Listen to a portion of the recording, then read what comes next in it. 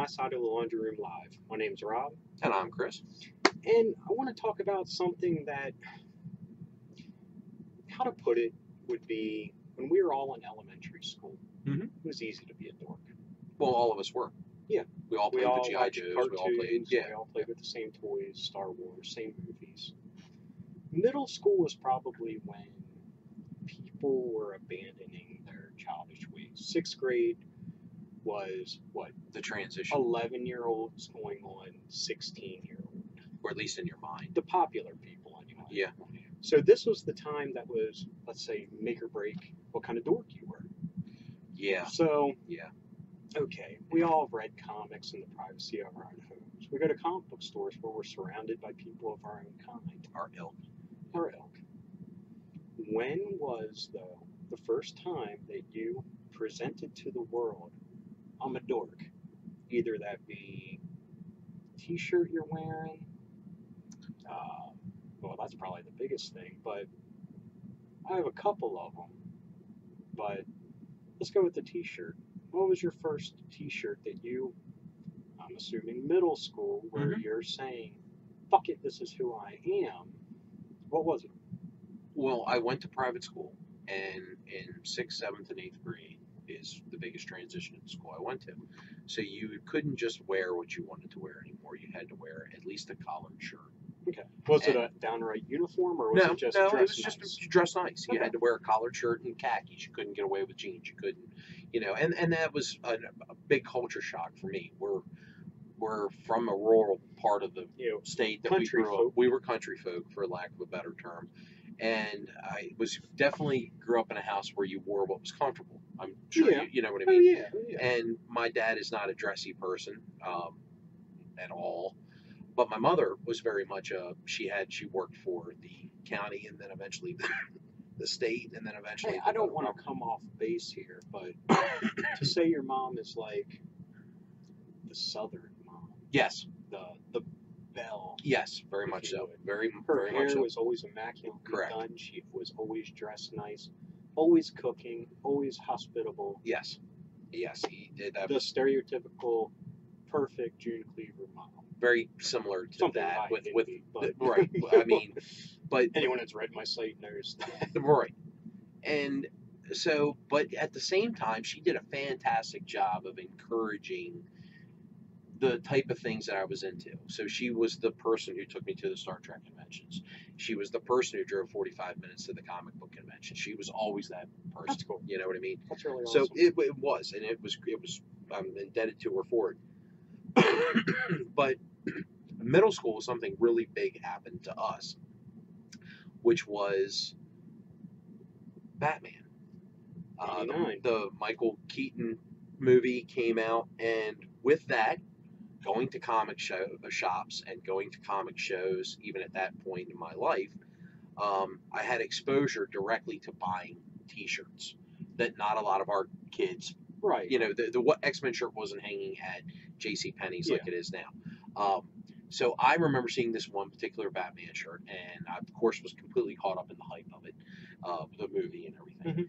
And I wanted the shirt, and I busted my butt on our family farm to get the $15 or whatever the hell the shirt cost, and I bought it, and I loved it. I loved the shirt, and it was so simple. It's just a big yellow Batman insignia, and which we only had like on Underoos. Yes, before absolutely. That. And underneath of it was Batman in like a charging position underneath the bottom side of it. And I was a rotund young man. It didn't stop. There. It didn't stop. Yeah, it didn't stop. It just So, but hey, I mean, I'm husky. Yeah, right. And so Batman was really stretched to the limits going across the bottom. But anyway, but I wore it underneath of one of these dress shirts. And of course, at the end of the day, you're wrapping up, you're going home, whatever. Well, a lot of us wore whatever shirt. And I mean, all of the kids that I went to school with had Nike T-shirts underneath with Michael Jordan doing X, Y, or Z, or, whatever. Insert, Dan Marino, whatever. It was all the people of our age. And here I am. I take my shirt and I'm just wearing my Batman shirt and I'm walking out. And which I'm sure to most normal people, Adam West was the only Batman Correct. they truly knew. So for 2-3 weeks after that, I got all the Batman jokes. I got all the Fat Man jokes, which was, so creative at the time. And, Before Kevin Smith allowed us to empower that. correct, absolutely. And, and it was definitely, it's definitely a crossroads, because you can easily say, I'm putting a shirt in the bureau and it's never going to be worn to school again. Yeah, that's just this that is my thing. weekend shirt. Yeah, pretty much. It's my weekend shirt. And you do have that choice. Do you advertise it? Well, I did advertise it. And then the next step from there, and I can remember this vividly as well, I went to a Star Trek convention. And one of the things that I bought at that Star Trek convention was just a simple black t-shirt with the Klingon Empire insignia on it. Awesome. That's all it was. There was nothing. It was nothing. It wasn't anything other than just simply that. And that was the other thing. But the cool thing about that was no one knew what the hell it was. Yeah, it could have been a metal band. Right, exactly. So I didn't hear nearly the crap about that. You had to be knowledgeable. You had to be knowledgeable to diss me on that. Which would have pulled your dorkness out. Exactly. Yeah, exactly. Oh yeah. Yeah. Well, how the fuck do you know? But the Batman, I ate a lot of shit over, and it truly was a popular movie, but not we were too old to be that cool with it. And then once that finally kind of was known as my MO, you couldn't hurt me on it anymore. Right. Does that make sense? So you know what I did? I said, and I bought the Converse. The all-over print Converse, and I wore them whenever I could to whatever school event, because I didn't give a shit, and that's awesome. And that's my biggest, probably letting the freak flag fly, or whatever you want to call it. You know what I mean? You? With me, I mean, I look back at some of the photo albums that my mom has bequeathed me with pictures of me growing up in it, and we did have a lot of dork t-shirt options when we were little. But that dries out probably by the time you're 3rd grade. They're not in your size anymore. Right. And I'm talking Underoos. Spider-Man still had a wave he was riding on because he was very popular in the 70s. Mm-hmm, mm-hmm. And, Spider-Man, Superman, who's ageless. Yeah. There wasn't that much Batman, but Superman definitely. And I had Disney shirts, which... Anyway, that's part of my dorkdom as well. But that stuff kind of went away for us. So yeah, middle school, first day of 6th grade, because over that summer, I discovered a new comic book store, which is in the town that I'm in now. Oh, right. I can't even recall the name of it, but it was in a closet. And right before this visit, the classic X-Men comic was still out. The classic X-Men. Yes, I got you. And you always had a backup story, and one of them was called The Beast, and it was Wolverine hunting down a bear. Very basic, because he's snow with a lot of outline. Okay. Okay. So it was this T-shirt that said The Beast, and it was him on top of the bear, but it wasn't very colorful, very black. Muted reds for the blood, stuff like that. So this first day, I'm sitting next to this dude, and you got your shirt on. I got my shirt on, which was white, which is never good for a fat person. But I didn't care, right? Because at that time it was the first dork shirt that I ever found, and I caught so much shit for it. And the thing is, T-shirts at that time, to get these, they're like $25 a piece. Yeah. So this dude's dissing me, and my comeback is, my shirt probably costs more than yours, which he's wearing Hobby, or was it Hobie or whatever. Hobie, yeah. Neon surf shit and skateboard shit which was the time, right? That's when they were making their big push. Yeah, everybody had jams. Right, we're talking Gleaming the Cube era type shit here. And BMX Bandits and awesome thrashing shit. Thrashing, Thrasher, whatever it was. Yeah. And then one movie I think is just called BMX. But anyway, that was the era. So he was cool, I was not, and my thing was, mine probably cost more than yours, because what else could I really say? Nothing. Which no, it's not. And from that point, I was bullied. Well, And, the label's on you. and Right. also, another story, not T-shirt derivative, but I opened up my 3-ring binder, and in the pocket, I had the most recent file cards of the Joes I got. Oh, yeah. Cutting them out. Well, Right on not the. even. It was the whole Oh, you had card. the whole I short card. would always Yeah, keep the okay, okay. cards because it would have the cool art of and the blacked out ones. Like, What the who's stuff it gonna be? Yeah. Right. So Yeah. someone saw those, and yeah, I was done for. You were And, done for at that yeah, point. and I think that was even after 6th grade. That might have been 7th, fucking even 8th grade.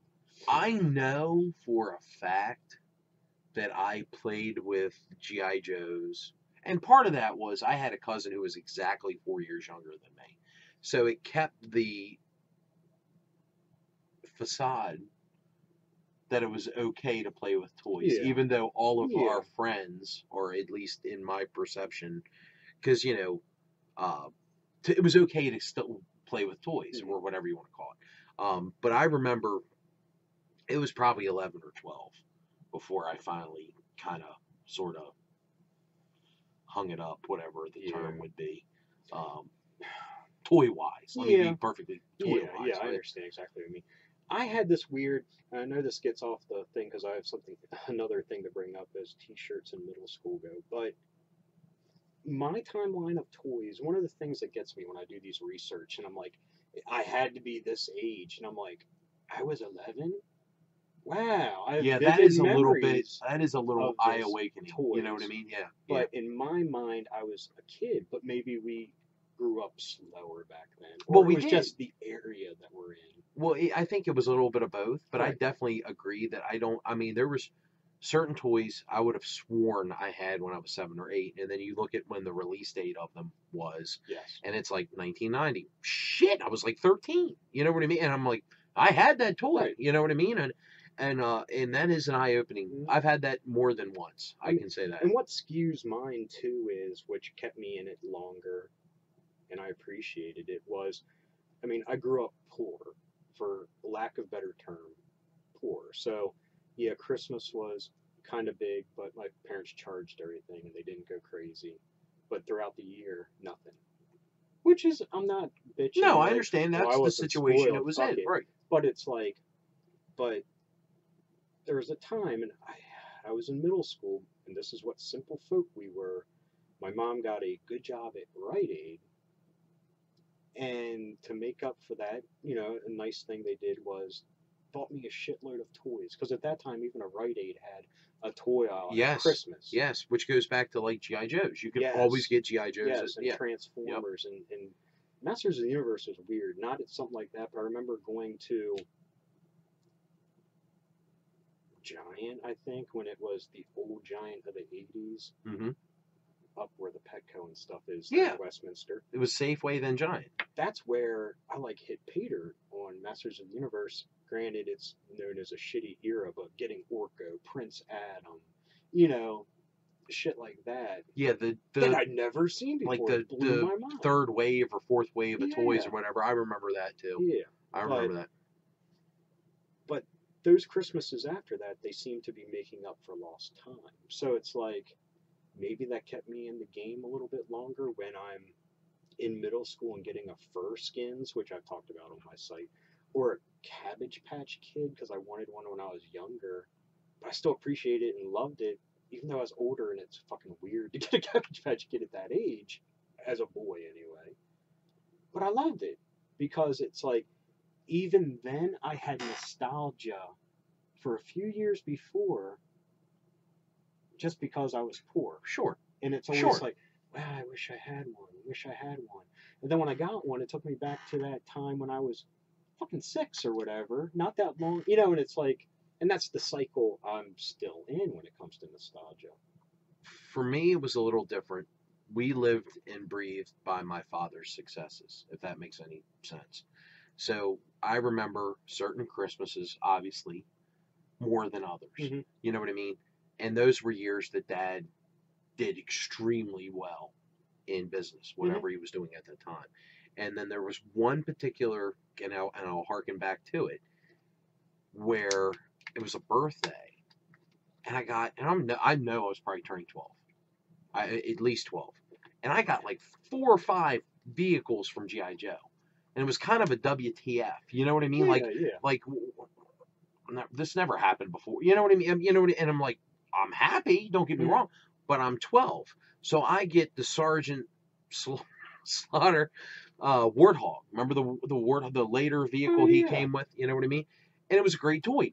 Yet again, it was a great toy, but it was not something I expected at 12. I was expecting O'Neill T-shirts. I was expecting shorts. I was, you know what I mean? It was kind of like that point where I was transitioning, not on purpose, but it just seemed to go that way, if that makes any sense. You know what I mean?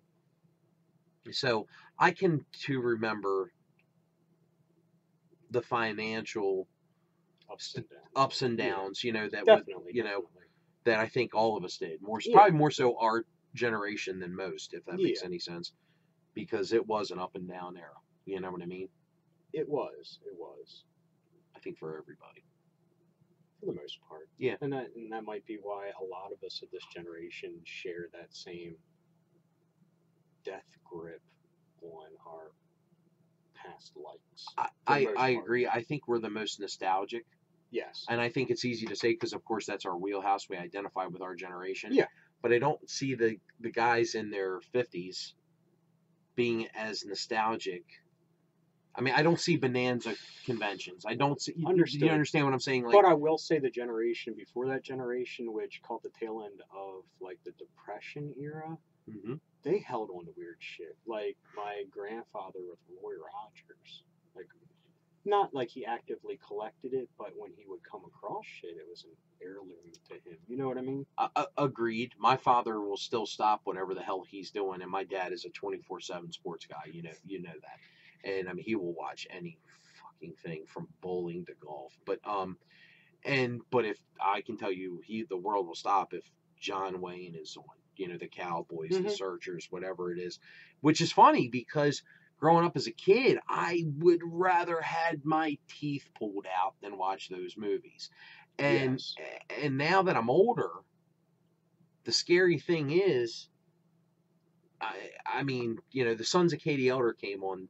Whatever it was I was watching the other day, I was channel surfing, and I know I watched that movie for 45 minutes because, like, oh my God, I haven't seen this movie in 20 years or whatever it was. And it was interesting because I wouldn't have given two shits about it at 11 or 12. Yeah. But at, 41, I'm like, yeah, I'll watch this. Yeah, my family wasn't too much into Westerns, but, and this is totally jumping off topic. My parents are way older than yours, too, though. I mean, shows that, or movies that people probably don't even remember existed were what my Sunday was. Like Channel 13 would start with a Blondie movie every Sunday. Yeah, yeah. And then Francis the Mule. Or Ma and Pa Kettle. Ma and Pa Kettle. I know. I watched. Those are the type of things that stop me in my tracks. And guess what? They're still funny today because that humor. It's just like my kids will watch something on Disney now and chuckle. That's pretty funny. I pop in some of the old Treasury collections of Donald episodes, Mickey episodes, or shorts, whatever you want to call them. And I've never heard the howling and laughter out of those two. And that's shit from the 50s. But see, new TV has been so sanitized. Well, it's not even that. It's fart jokes. Well, that's what I'm saying. But I'm saying, the lowest common denominator of humor. Think of a kid who's never seen Tom and Jerry. You watch Tom and Jerry, there's going to be such ruckus humor in that because it's slapstick garb. You know what I mean? It's lowbrow humor, but it's still funny. You know what I mean? Twitter generation, it could be like, oh, that's racist against that cat against that mouse. I mean, people find fault in everything. Yeah, I know. I know. But I think some of that stuff, like, I have a fair amount of the Disney Steel books. Oh, yeah. You know what I mean? What I'm talking about. And those are fantastic. And I have the one World War II one. Yes. Where Disney did a lot of World War II propaganda films. And it's one of my favorite collection, pieces that I have because it is such a snapshot in time that is very much part of my wheelhouse. You know what I mean? But my kids watch stuff like that because I have a fair amount of the older stuff. and they think it's freaking great because there's nothing really like that anymore. Oh, You know what I mean? no. It's all been, like I said, it's all been sanitized to a certain extent, and but you know, I'd love to hear from anybody out there. What was the time you said, "To hell with it, I'm a dork," and you just let that freak flag fly? That's what I'd really like to know. You know? What I wanted to add, the second thing that happened a few years later, but was my entrenchment into the dork world. I had an ElfQuest T-shirt, which nobody, I mean, even Deep today, cut. people would be hard pressed, I Deep think. cut. Yeah. Okay. And the sad thing is, I loved ElfQuest. I wanted the fucking shirt. It was a medium. Mhm. So I squeezed in like a fucking sausage casing, cut her in his wolf for like 3D on my prepubescent man hooters. And you want to talk about, if you think Wolverine caught me fucking slack, Oh wow. Elf, what are you, gay? You know, Yeah. and Yeah. and I don't know if you can tell, but at certain angles, my ears look pointed. So it's like, oh, that's why you like it, because you're an elf too. You know, but god damn it, The ridicule. that's who I was. Well, I mean, it's, and those are times where that proves your mettle, because you could just say, you know what, I am too Fuck old it. for this. Fuck it. Why am I dealing with this? I'll just turn on baseball and be cool like everybody else. Yeah. So I think those are the times, because you know, there's a lot of people that you run into where it's like, yeah, when I was a kid. To us, it's like, yeah, when I was 38. Yeah. Well, you know, my mom tells a funny story. She tells a very funny story, and it kind of makes me laugh. She was looking wherever the hell she was looking for something. She had asked me what I wanted for my birthday, and there was something that specifically, it was a toy. I can tell you with a clear conscience, it was a toy. Yeah. And it might have been a 12-inch Captain Kirk, because the Playmates line was so cool, you know what I mean? And the 12-inch toys were cloth uniforms, you know, they were really nice. And harken back to the Mego days. kinda, yeah. And I was probably 19 or 20. Okay? And my mom's in a Toys R Us not far from where we live, and she's in the toy aisle, and she's looking for this toy. And she runs into another mother who's in there shopping for toys, you know what I mean? And they're talking, they're going back and forth. My mother's a very outgoing person. Yeah. And the topic of conversation is, well, she's like, you know, I'm here buying for my two boys. You know, they're 8 and 9. How old's yours? And my mom's like, 22. So that's the thing where you know, Yeah. you know, you're gonna march to the beat of your own drum. I tried to do that with my kids as Yeah. well. Is don't worry about what the outside world says. Enjoy what you enjoy. But you know what? It's so much easier It now is. It is to be a so, video game so dork, to be a much comic easier. book dork, to be a Yeah. movie dork. I mean, you have people like, I love the Avengers. Oh my god. Oh, have you read the comics? No. No. But that's awesome. There's a comic. Yeah, exactly. Right. That's the, you know. Or yeah, when I was a kid, you know, and that's where you get that a lot too. Well, even my father-in-law, okay, will tell you fond stories of the late 60s Fantastic Four cartoon and the late 60s Spider-Man cartoon, and tell you, I mean, he will, you know what I mean, he can pontificate on these subjects.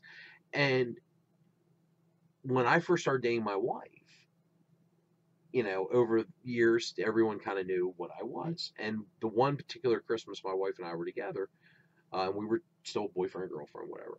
And she got me for Christmas a Klingon bird of prey with lights and sound from Star Trek Generations. Okay, I thought it was awesome, you know. And I'm a kid. I'm a little kid on the floor. I opened the box. I pulled the stand out. I put it, you know, on, and hitting the buttons, and the whole thing lights up, and this and that and everything else. And my mother and father-in-law thought that was the funniest goddamn thing ever. That this 19, whatever I was, you know, year-old kid was getting this much enjoyment out of a toy. And I look at it as, I feel bad that you don't. Yeah. You know what I mean? I feel bad that you don't, you know, you can't pretend that you're a kid for 10 minutes. You know what I mean? Yeah. And it's a wonderful feeling to still be in awe over shit. Neither that be a movie trailer like the new Thor one. That still to this moment is just like perfection. It is. Or I mean, Or the and fact, me even as or the stupid as I fact am, that you and I are live streaming an event that we're not even going to get to. We know we're not going to get to. It's going to be years before we can even plan a vacation together to go to something like that. And we're talking to each other about a trailer. Yeah. Just a trailer. And the only reason you're live streaming the event is because you think you may get that trailer. You know, I'll take the way I feel over the way anyone else feels, if that makes any sense. You know what I mean? I'll take my idiosyncrasies, for lack of a better term. And me with how my mind works and how I process shit. Sadly, the like important stuff, I feel like I don't need to say because it's a given. Yeah, of course I feel that way, or yeah, of course I agree with that because the people around me know me. Sure. Well, you hope they do. Yeah. You know, after all the time and effort, Granted, whatever, you know what I mean? Granted, work people and things, but I mean like your inner sanctum people. Your clique, your group, the ones that accept you for what you are, because if they didn't, they wouldn't be around you anymore. But I mean that about the important things. So at the end of my day, it's like, oh my god, this whatever. This trailer, toy, this movie, trailer, TV show. Well, we're in our 40s. We call each other and say, did you see this? Right. Insert whatever the hell it is we're talking about. This game, this movie, this toy, this T-shirt. Right. We've had, you know what I mean? Did you see it? Yeah, you know. Yeah. And it's or a book. Which is one of the nice things about Facebook when I come upon just a fucking simple T-shirt share, because it's like that's cool. Yeah, it is. It really is. That is a nice thing about Facebook, and Facebook is what you make it. Yeah. You know, so that's anything. You know what I mean? Fuck people. I'm following Marvel, DC, Star Wars. 80s tunes. We're both a member of a Facebook page. It's 80s tunes. That's all it is. Yeah, and then they get into arguments like, I know this isn't a tune, but here's a picture of Emmanuel Lewis. And then they get shit on, like, that's not a cartoon! But that's what that person was feeling nostalgic at that time. Just today on 80s tunes, I think it was, at least today, there was somebody who posted the picture, the poster of Maximum Overdrive. Yeah. And, you know.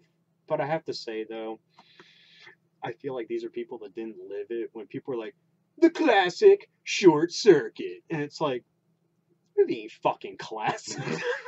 And you want to talk about whitewashing? Yeah. Oh. But anyway. Oh. It's God. Like, I don't think you lived it. No. That's somebody looking back like, the 80s was just so cool. And it's like, yeah, but... Yeah, well, for every Police Academy 1... There's a mission to Moscow. There's a mission to Moscow. You know, 80s is also the same era that gave you 47 Nightmare on Elm Streets and, you know, Friday the 13th. And I want to interject something about Friday the 13th. Have you seen the new video game? That looks like big fun. Okay, because one person randomly is picked as Jason and the rest are counselors hiding from him. And they have different Jasons of different eras, costume-wise. Even the bag over his head version. Okay, all right. And is there one from Takes Manhattan? No. Oh. Well, kind of. There's the bulky one. Okay, yep. But on YouTube, there's a thing of every imaginable kill. The video was over half an hour. And I fucking watched it. Well, there you go. You know. But it's like, I would love playing this game. Well, you know, it's... I mean, it's even people can hide in bureaus and are looking through. And it's funny because the other person playing is like... And I think there's like a breathing meter because you can hold your breath. And when you see it through Jason, there's like, you know, like different... Okay. So it's like, you see him turn and just walk towards it. And it's like... with a machete. It's like... You know, no one did more for that tool than Jason Voorhees. The machete. Everyone knew what it was after those movies. Truthfully, I mean, it's, you know. What was the one where he used a weed eater? What the fuck was that? He had a weed eater, right? I don't know because that's one franchise I'm spotty on. I love them. You're spotty. The one that leaps to mind every time is Friday 13th in 3D. Because of how cheesy the 3D effects were. Like someone's sitting there and someone above with a yo-yo, like, and it's like coming. No, you're not like, doing it justice. 3D. 3D is just such a I agree to an extent. The worst one is Jason in Space. Jason X. Jason X. That was the that was the pinnacle. Yeah. But you got to think the era of horror movies is so much different then, because we had movies like Leprechaun. This was still the blockbuster era, if I'm not mistaken. It is, and that's what kept a lot of those slasher films alive, was the blockbuster era. And going in and renting those films for $1.99 because new releases were $3.29. Yeah. Or whatever it was, or 99 cents or whatever it was, kept those films moving and generating revenue for those. But I mean, I checked out. I'm with you on the spottiness of it. I checked out on Nightmare on Elm Street. I kind of checked out on the Friday the 13th after a while, and I started looking for more of the fringe stuff. Yeah. Which was the In the Mouth of Madnesses, the Hellraisers, the Nightbreed, the fucking Nightbreed. Hell yeah. But I'm saying these were more obscure films of that era that aren't as talked about or as remembered with fondness, because they didn't generate 15 sequels. Right. Leprechaun did, Bride of Chucky, whatever it was. Yeah, I mean, this was like the era I was getting into the Full Moon Entertainment stuff, which was sci-fi and horror. Mm-hmm. With the Puppet Masters, Demonic Toys, Doll Man. Well, even to this day, you go to Netflix, what's the two genres that are linked together?